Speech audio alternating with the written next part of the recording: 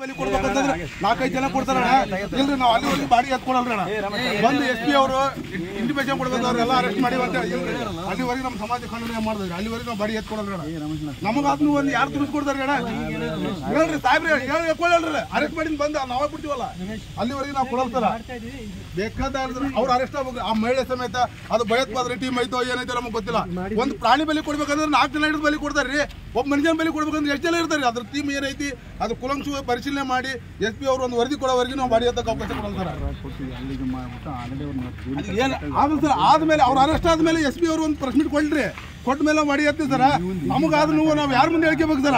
ಇಲ್ಲಿವರೆಗೆ ಆಗಿದ್ದಿಲ್ಲ ಸರ. ಇಲ್ರಿ ನಾವು ಅದಕ್ಕೆ ಅವಕಾಶ ಕೊಡೋಣ ಸರ. ದಯವಿಟ್ಟು ನಮ್ದೊಂದು ರಿಕ್ವೆಸ್ಟ್ ರೀ, ಆ ಮಹಿಳೆ ಸಮೇತ ಅವ್ರು ಯಾರ್ಯಾರಾದ್ರೆ ಎಲ್ಲರೂ ಅರೆಸ್ಟ್ ಆಗ್ಬೇಕ್ರಿ. ಒಬ್ಬವನ್ನೇ ಅರೆಸ್ಟ್ ಮಾಡಿದ್ರೆ ನಮಗೆ ಸಮಾಧಾನ ಮಾಡಿ ಕಳಿಸಿದ್ರೆ ಮುಂದೆ ಆಗು ಹೋಗೋಕೆ ಯಾರು ಜವಾಬ್ದಾರಿ ತೊಗೊಂತಾರೆ?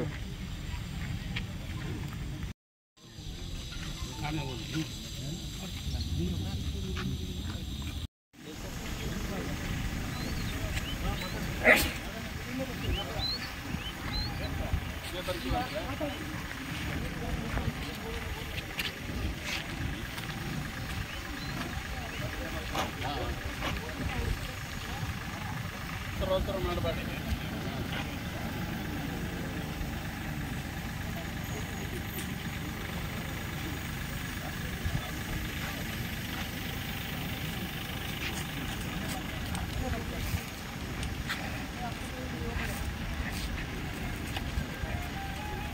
ಹೌದಾ? ಆ ಪ್ರೊಸೀಜರ್ ನಾನು ನಿನ್ನೆಲಿದ್ದ ಸಂಪೂರ್ಣ SP ಅವ್ರ ಜೊತೆಗೆ ಟಚ್ನಾಗಿದ್ದೀನಿ, ಗೊತ್ತಾಯ್ತಾ? ಅದನ್ನ ಕಾನೂನು ಪ್ರಕಾರ ಇರುತ್ತೆ, 100ಕ್ಕೆ 100 ಆಗ್ಬೇಕು. ಈ ಕುಟುಂಬಕ್ಕೆ ನ್ಯಾಯ ಸಿಗಬೇಕು, ಅದನ್ನು ಮಾಡಿ.